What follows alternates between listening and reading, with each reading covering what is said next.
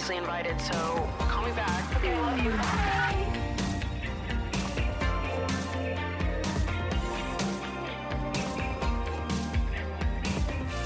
Hello, everyone, and welcome back to Emotionally Online, the show for spilling guts and sharing secrets, hosted by yours truly, the one and only Maddie Drosbeck. The sun has set in New York City, and I am here ready to get into it with all of you before I head to the airport right after I'm done recording this and get ready to go somewhere a little bit warmer. I'm going to St. Thomas with my family for a week, and it's going to be so awesome to be around them right now, to be around people that know me so truly and know my heart so truly and just love me unconditionally. That's going to be really awesome. It's going to feel really good, particularly to hang out with my grandma.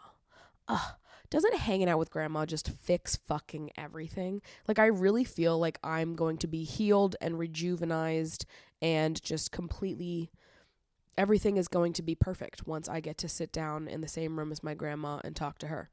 Really, there is not a problem that exists in this world that cannot be solved by putting me and Nanny in the same fucking room. And that's the truth. Shout out to my fucking grandma, because I would die for that woman, and I mean it. And I'm so excited to see her, and also my mom and my dad and my siblings.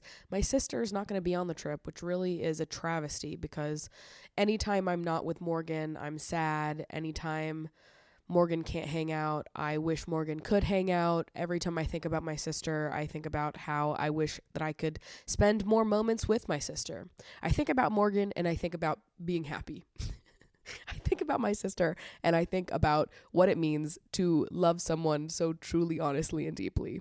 The amount of joy my sister adds to my life, unmatched. So I wish that my sister was going to be on this vacation, but, you know, people have lives and work and obligations, and that's the worst part of adulthood, isn't it? I wish that we could just be 10 years old forever, every family vacation, just at the whim of my parents, because I'm a baby.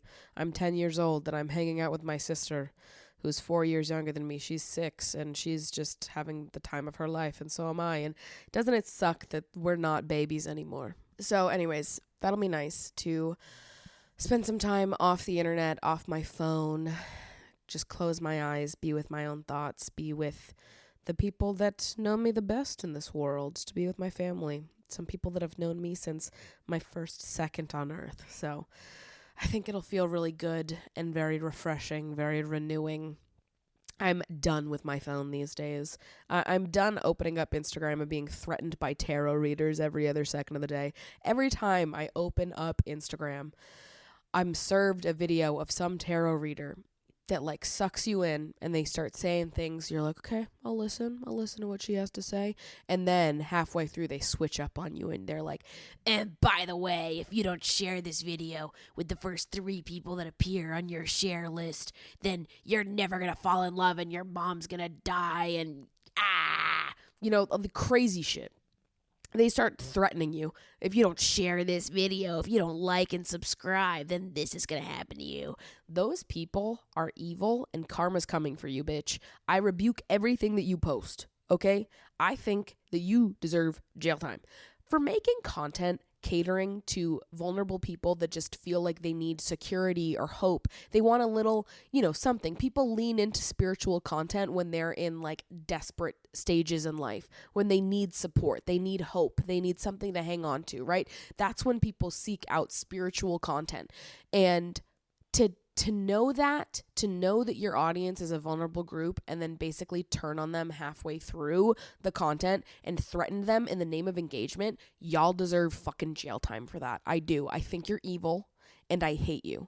And every time I see one of your stupid videos, I sit there and I say, not in my circle, not in my orbit. This video was not produced in the dimension that I live in. Anything that you're saying, wrong, won't happen. I'm protected. Divinely protected, mama. None of this stupid engagement bullshit is going to get inside my head. But I see people that I love and adore getting roped into shit like this. People like, I have to repost, I have to share, because this random person on the internet told me that my dog was going to die if I didn't share. I need you guys to start telling these people that they're evil and saying, no, not near me. I don't believe it. Get it away. And moving about with your lives, because these people are feeding off of your vulnerability for engagement and for clicks. And I hate them. I hate them. And it's not everyone, right? There's a lot of really fantastic spiritual content on the internet with people that just pure love of the game, all right? And then there's other people that are just, they're taking advantage of the situation. It's like we've reverted back to 2008 like chain mail. If you do not forward this email to 20 of your closest friends, you don't even want to know it's gonna fucking happen. The Slender Man will come. Like, it's just the most ridiculous thing ever. But people believe it and people buy into it. People are superstitious when you're like, oh my God, they just said that. Like, what if? Evil. I hate them. Anyways, so I would love to have a break from my phone, because it's almost like when your phone knows you're having a hard time, and then it's like, let's throw them some tarot card content. Let's throw them some extra spiritual content, and it's all like the type of content where it's like, and now there's a gun to your head, and you didn't know we were going to pull a gun on you, but we are. Now you have to share it, you dumb bitch. Not me. You cannot con me into sharing your stupid little video. I don't believe you, bitch. You're a fraud. You're a phony. I hate them. I hate them so much. I've been thinking about it all week. It's also going to be nice to be away from internet comment sections for a little bit. There's a lot of judgmental people on the internet, you guys.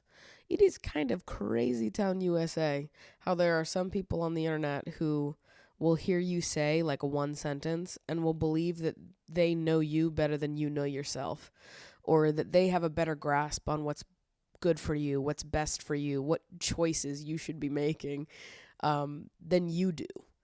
It feels very belittling, you know, when people on the internet talk down to you like you're such a fucking dumbass. And I'm like, I'm a stranger. I don't actually know you.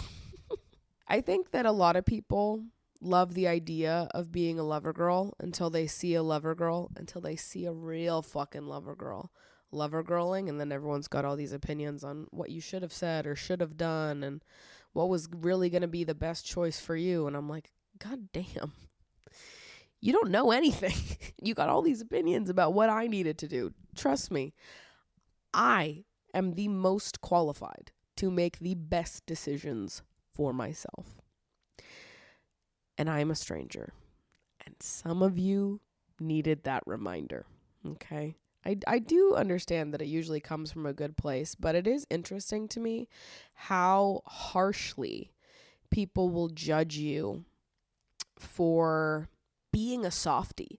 And I do feel like I talk about this all the time, but I witness it in new ways all the time, how truly uncomfortable some people get when they see someone like choosing to offer understanding and patience and kindness to someone. It's very confusing to me. It is funny to me, though, how people that claim to like be all about the lover girl stuff can be the same people that are like talking to me as if I'm a dumbass blinded by love and I can't think straight. It is very interesting to me, okay? Here's your reminder that the lover girls of the world are perfectly capable of making their own choices and assessing what's best for them. And I'm the most qualified one to make those decisions. And I just think we needed a little reminder on that front, okay? We need a little reminder that you see a very small fraction of my life and you know very little about the situations that I choose to talk about on the podcast. I'd never give specific details. I never go in depth with these things. I talk mostly about how it made me feel and my reflections. Okay. And I understand a lot of you just want the best for me and you want me to be happy. And I really appreciate that.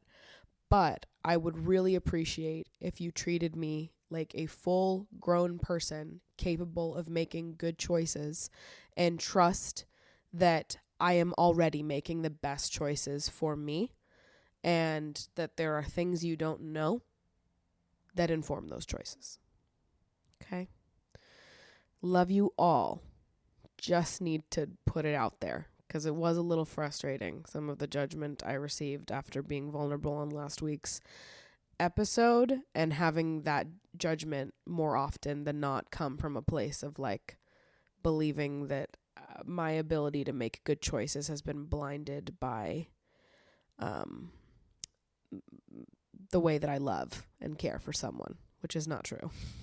Trust that I made the best choices for me, and I meant it when I said I would do it the same if I had a chance to do it all over again, okay? And I say that with the most peace and love in the universe. Most of you are great at respecting audience and creator boundaries, but I do think that every now and then there are some people that need a reminder that I'm a stranger and that you do not know what's best for me better than I know what's best for me.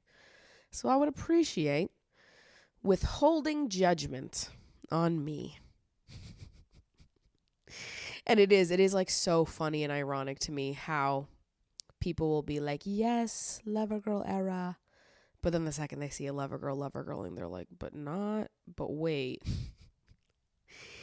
Your feelings have blinded your ability to think logically. Like it's such a slippery slope between that and starting to sound like a bro that's like, women are emotional and they can't think straight and make good decisions. And you should have done this instead. No, I shouldn't have. No. No, wrong. I will choose to live life with my heart on my sleeve till I die, no matter what, and it will always be the right choice. I will never regret choosing to love when given the option to, okay? And consider that I have more context than you do that informs the situation, and just trust me when I say I made the best choices for me, and that I'm a smart girl that knows what the fuck I'm doing, okay? We're taking calculated risks over here, and you should let me take them. That's all I had to say on that. Super excited to take a break from the internet because my brain is a little exhausted.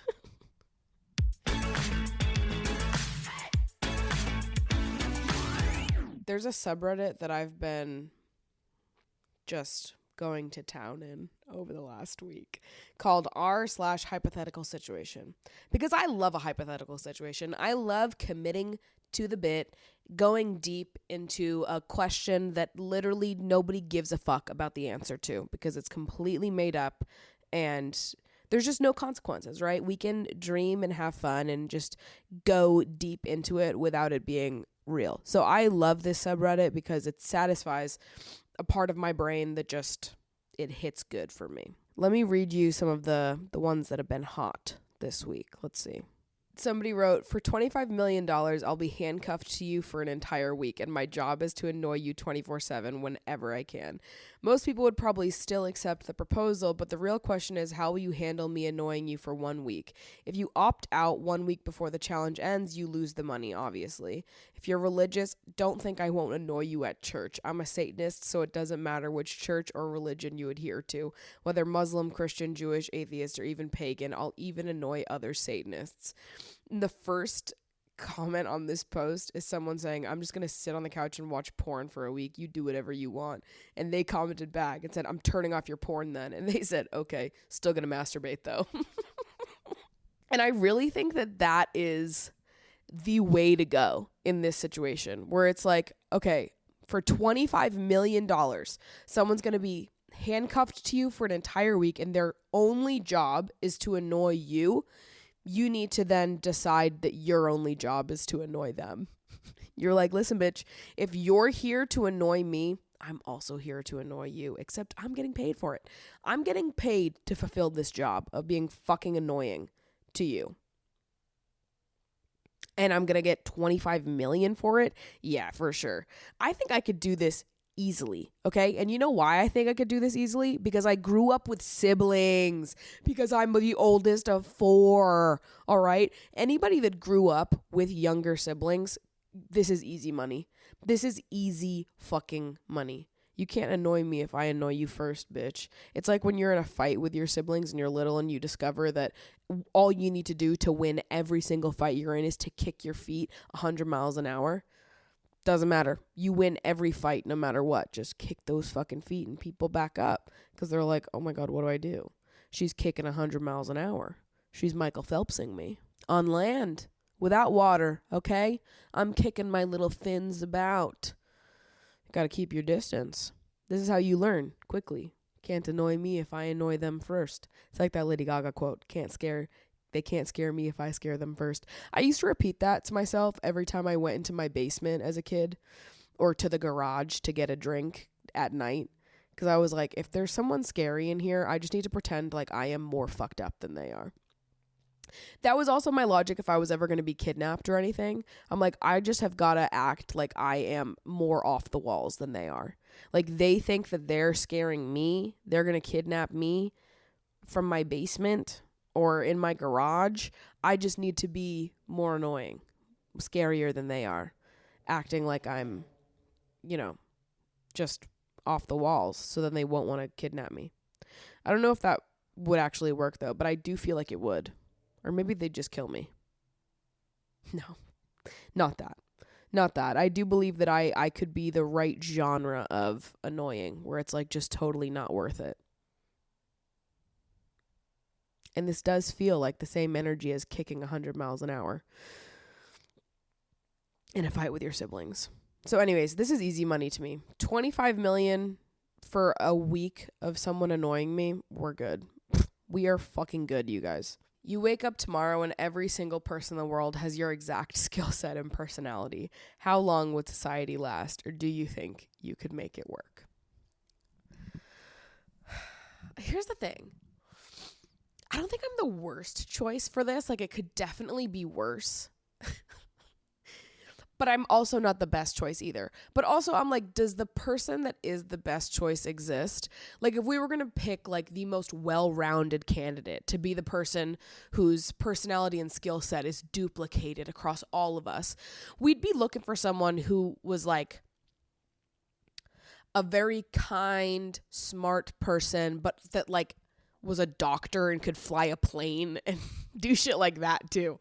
So it's like, I'm not the worst choice in the sense that, like, taking someone like me to be the baseline for everybody's skill set and personality is probably better than, like, if we picked Jim Jones. Like, that would be way worse. There's for sure shittier people out there. So picking me to be the baseline for personality and skill set, not the worst thing. The world does get exponentially more anxious to the point where I do think it would set back society in the long run. I think short term we'd be okay, but I do think that this would set us back incredibly. If not simply for the fact that a lot of people need like health treatments, surgeries, things that there's no universe that I'm ever going to be able to do that. I don't even think I know how to change a tire. I know I don't know how to change a tire, okay? I also don't drive regularly. I haven't driven regularly since I was in high school, so I feel like I have a reason for that. No more passing judgment on Maddie today. But, like, that's going to be an issue if all of a sudden we copy and paste my present mind into everyone's brains. I could figure it out, though. Okay, and I'm changing my mind now. Because here's the thing.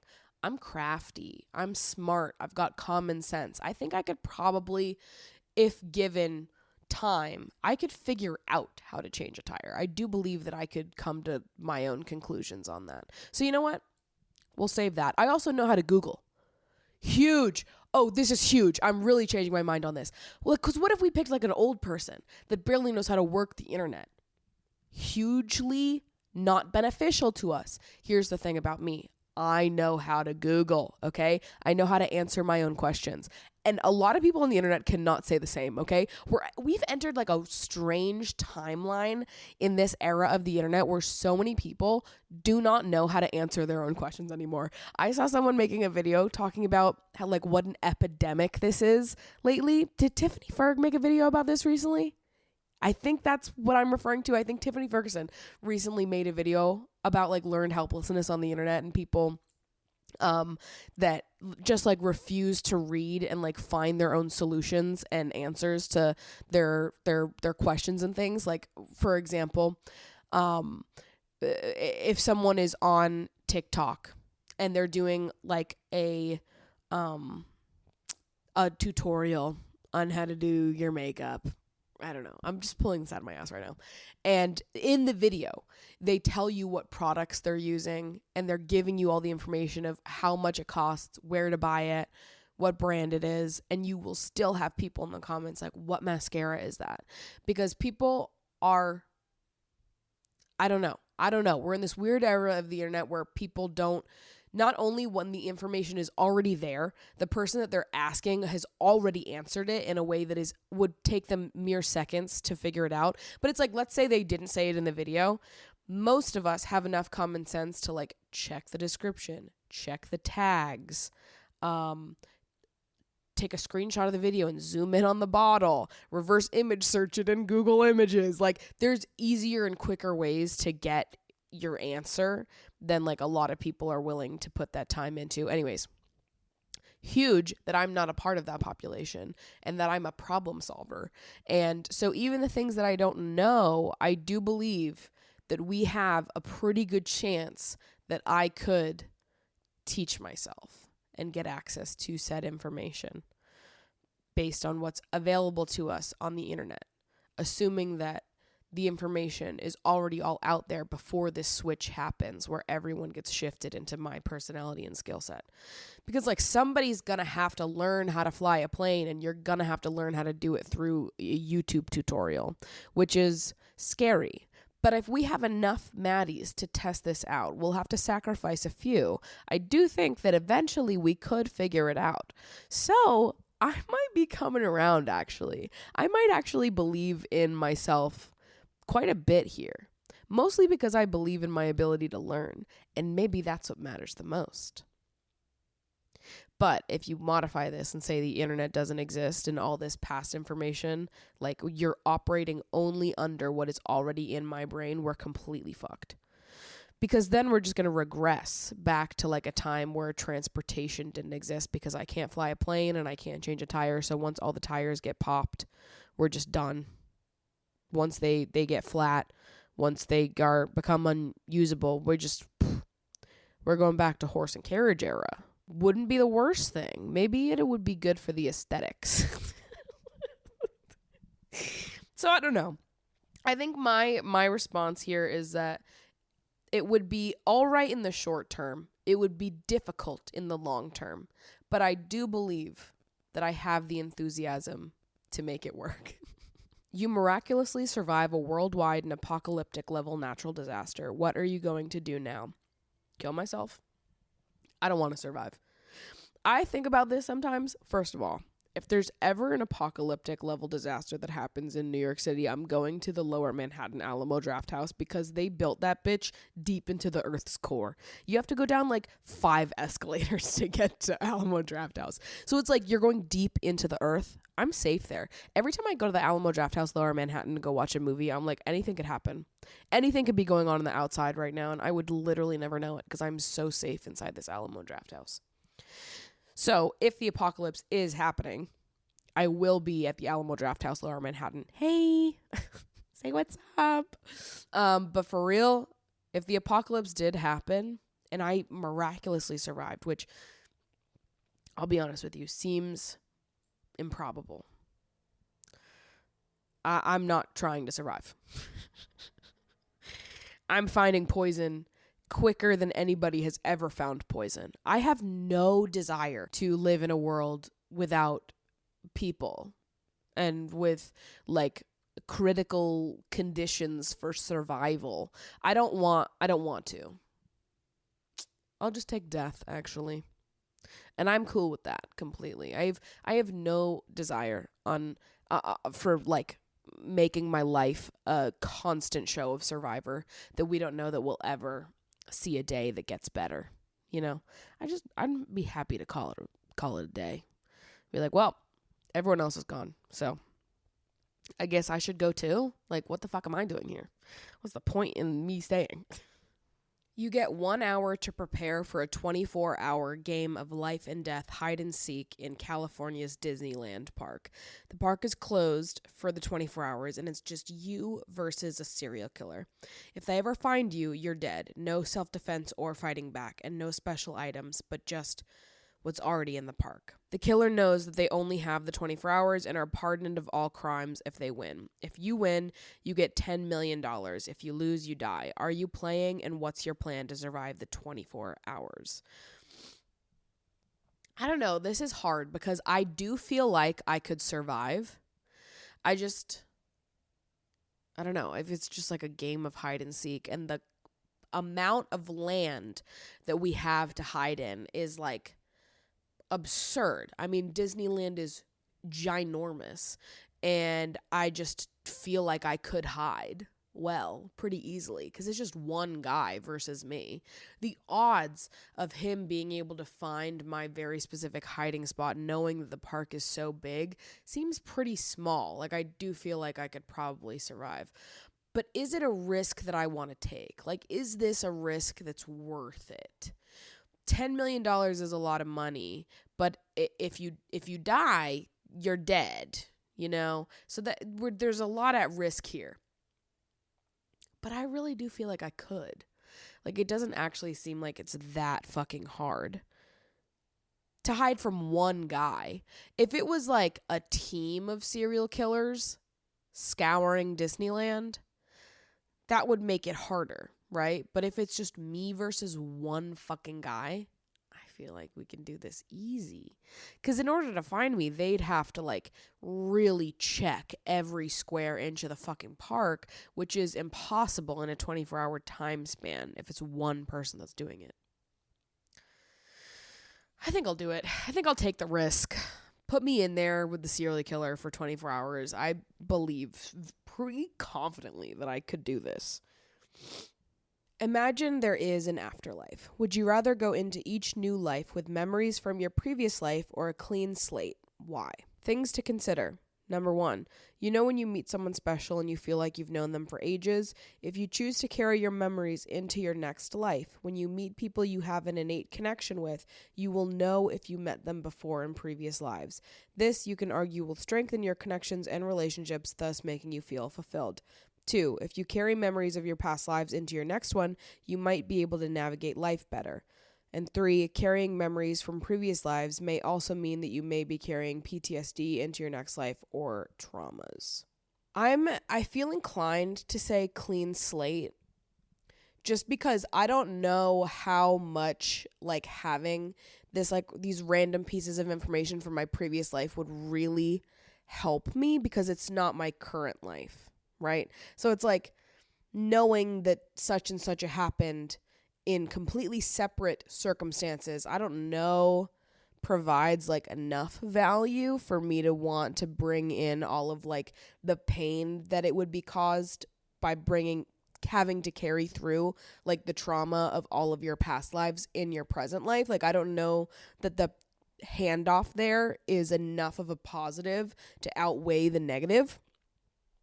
So my gut is to say clean slate, but there's somebody who commented on this that I like what they said. They said that they would do clean slate, but only if they get a stat board when they die. So it's like you married the reincarnation of your 4th grade teacher from life 7. So like at the end of each life, you get to know how you overlapped high level, which I agree with. I think that if it's like when you're in your life, your new life, when you've been reincarnated and you're in this new timeline, I don't think you should have access to the old timelines. But once you die and you're out of the timeline before you've been reincarnated into your next timeline, I think it'd be cool to be able to know at that point from like a bird's eye view, just for like the fun fact of it all. But then I forget it the second I'm reincarnated, so it doesn't impact me or influence me in like a negative way or a positive way. But it still exists and it still is happening regardless. Some of these are so stupid. Somebody wrote, some lady comes up to you and asks, show me your butt and then I'll show you my boobs. What do you do? Actually, they didn't write what do you do. They said, what do you do? What the Show me your butt and I'll show you my boobs. What do you do? Did a 9-year-old write this? You show me butt boobs and what do next? But to answer this question genuinely for the 9-year-old that asked it, I don't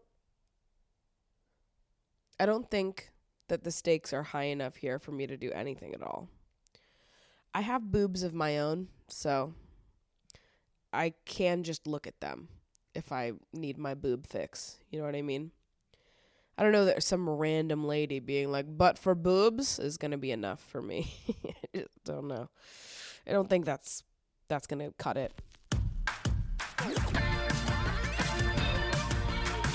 All right, this is definitely going to be a shorter episode of the podcast, but let's dive into some submissions. If you don't know, there is a submission box for the show where you can submit anything and anything that you'd like. Any requests for advice, stories you want to tell, secrets you want to spill at the sleepover. You just pop them in that box, and there is a good chance I might read out your submission on the show. So let's get this show rolling, because Maddie's gonna go to the airport.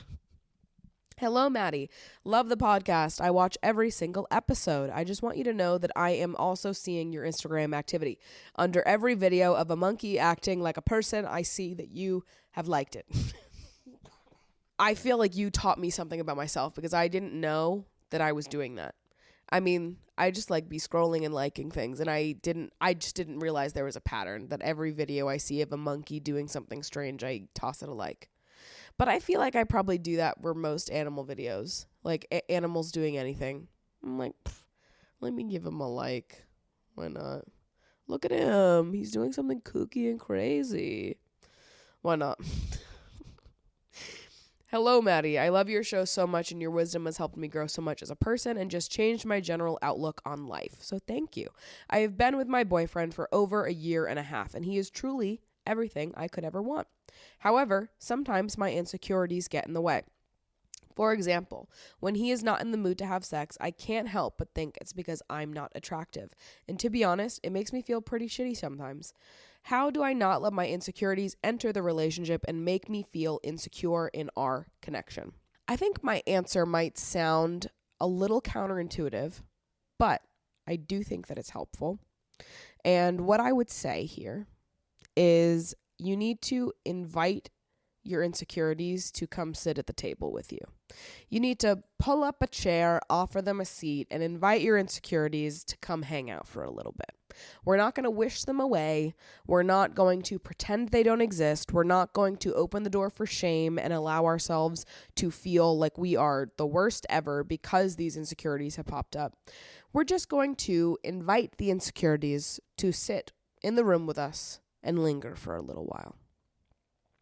And I know that sounds and probably feels counterintuitive because when insecurities are popping up for us in a relationship, a lot of time it brings up a lot of shame, a lot of guilt. We feel like there's something wrong with us for these insecurities popping up. We wish that they would just go away and that things could be smooth sailing, that we didn't have to feel some type of way about, these little minor situations that are popping up. We want to wish those feelings away from us. So it seems counterintuitive to invite them in and give them a proper place at the table. But I think that that is the best way to get to the root of them and to break down why you feel that way or why they exist. When we're able to look at our insecurities and accept them for what they are, accept the role they're playing in our life for what it is, without the shame, without wishing it away, I think we open the door to more self-compassion, and as a result, we're able to move through some of those insecurities a little bit easier than if we were otherwise moving from a place of shame and guilt rather than self-acceptance and self-compassion. I think it's okay for your insecurities to enter your relationship. I think insecurities naturally, your insecurities and your partner's insecurities are a huge part of a relationship. And I don't think we have to wish them away and invite more shame in as a result. I think it's better to give our insecurities a room of their own. Let them set up shop a little bit so that we can get to know them a little bit better without all the shame and learn how to give ourselves a little bit more self-compassion as a result. The thing is that we all have insecurities and we all have things that are going to pop up for us in relationships that we have to work through with ourselves, with our partner, and half the battle is being self-aware of it and knowing when an insecurity pops up that, that's my insecurity talking. To have an insecurity, a thought pop into your head and to be able to watch it and witness it and be like, oh, and that is my insecurity. To be able to identify it, put a name to it, rather than having this thought pop into your brain and accepting it as the truth. Because that's the problem, right? Is when we let our insecurities run our lives and tell us that something is the truth when it's not the truth. It's hard to just poof, make them go away. What I think is an easier first step is to invite them to have a seat at the table and get good at identifying what is what is connected to your insecurity and what isn't. These thoughts that you're having, these worries that come up when you're in a relationship, getting good at being like, oh, that is my insecurity. That is coming from a place of insecurity. That is not something that is rooted in truth. It came from this past experience that I had. This and this happened to me and it taught me this about myself in relationships. It has made me worried about this in relationships. And now, because this happened, my insecurity is popping up and I am feeling like this. That doesn't make it the truth. That doesn't mean that I need to freak out about it, but let's acknowledge that it exists and then open up a conversation with my partner so that we can work through it together. Oh my God, Mango, please. Her booty's in my head.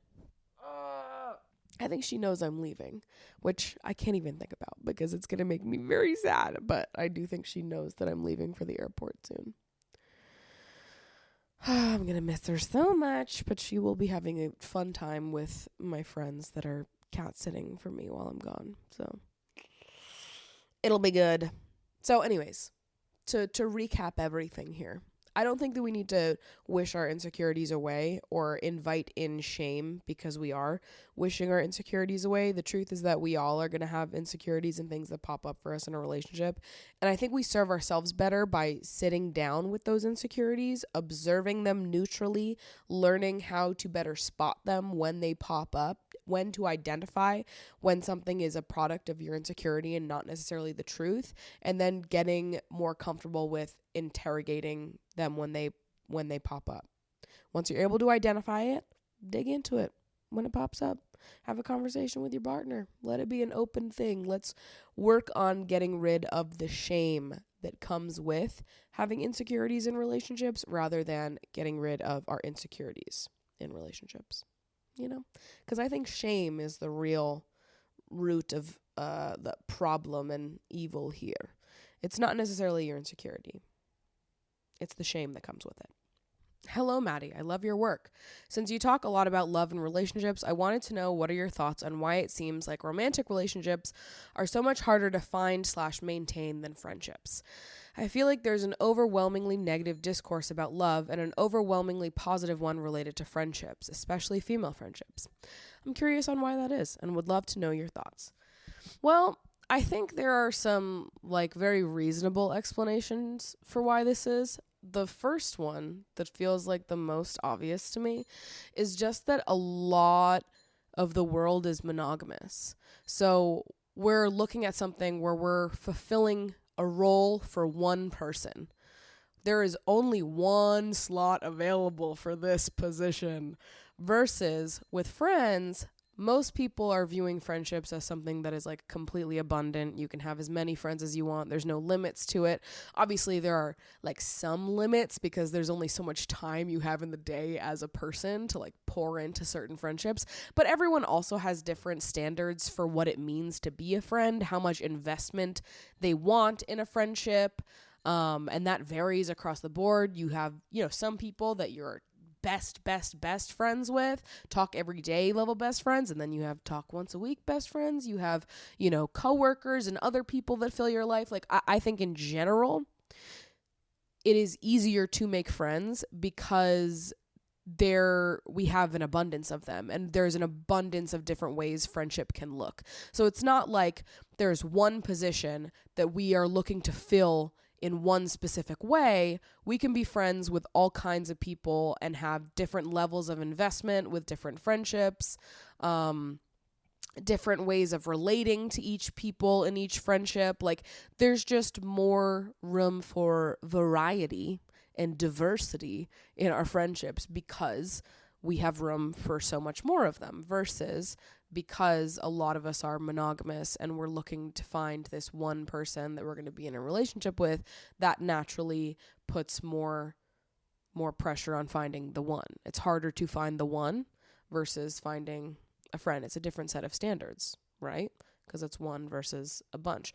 Also, in a relationship, we're judging on so many more factors than you would in a friendship. So that naturally makes it harder too. Because in a friendship, you're just judging them based on like your emotional connection to each other, how much you guys relate to each other, how your lives overlap, your values, all of those things you do in a relationship as well. But on top of that, you're looking for physical compatibility, sexual compatibility. You're looking at like the timeline of your lives and what you want to do, where you want to live. You know, when you're making friends, that doesn't matter. You're not going to be like, well, I can't be friends with someone who doesn't want to live in New York forever. But when I'm looking for a future partner, them wanting to live in New York City is a pretty big deal because I want to live in New York forever. So we shouldn't date if they don't want to live here forever. But like with a friend, that just has no bearing whatsoever. There's more things like that, like what you look for in a long-term partnership, if people want kids or not, what a marriage looks like to you, what if you even want to be married. Like, there's so many more questions that need to be answered, that you need to be on the same page about in a relationship, that just, it doesn't matter in a friendship because it's a different kind of connection. Now, with that being said, I do think that there can be friendships that act as like companions and life partners in the same way that relationships do. So I think that there are opportunities for friendships to become more like harder to find. Like, that level of friendship is harder to find, someone that is like a life partner to you. In general, I think that is harder to find. Because like, I look at my friendship with Ashley, who, for those of you that don't know, is my best friend. It would be wild to me if you didn't know that, though, because I feel like I talk about her all the time. But Ashley is like a different level of friendship to me. She is like so special to me, one of one, irreplaceable. We deeply care for each other, and we go through life with this care that we have for each other being at the forefront of everything. Everyone that has ever met me for like any brief amount of time ever knows about Ashley, and same with people in her life. So it's like, to have someone in your life that is so important to you, and you have like such a deep care, and you're so intertwined in each other's lives. It is more than a friendship. It's more than a best friendship. It's like sisterhood. And so I do think that's hard to find too. You know, like I think that like friendship is super abundant, but I can't replicate Ashley. I think when you're looking for like a real true partnership with someone where it's like you care so deeply and your lives are overlapping and you're so intertwined in that way and it's mutual and all of that, like, it is hard to find. And I think that exists both for romantic relationships and these like very deep, intimate friendships. Like, I can't replicate Ashley. I'm not meeting people like Ashley all the time. She is different. She is on a different fucking level. And the relationship I have with her is like, yeah, it's just so special. It is a kind of life partner. She and I will be friends until we kick the fucking bucket, okay? Like, it is different. So I don't even think it's necessarily exclusive to romantic relationships, but it's this like level of intimacy and intertwining your lives with one another. And then I think romantic relationships have like an added layer on top of it where like you're looking for physical compatibility, sexual compatibility, wanting to live in the same location, wanting marriage, wanting kids, having so much more than aligns when you're trying to build a partnership, a long-term partnership with someone. So I think it makes sense. I think it makes complete sense that finding love is harder than finding friendship. Completely. there's no confusion about that on my end. And I'm sure there's something to be said about just like how sort of cynical people are about modern dating and how things like dating apps have made it harder for people to connect.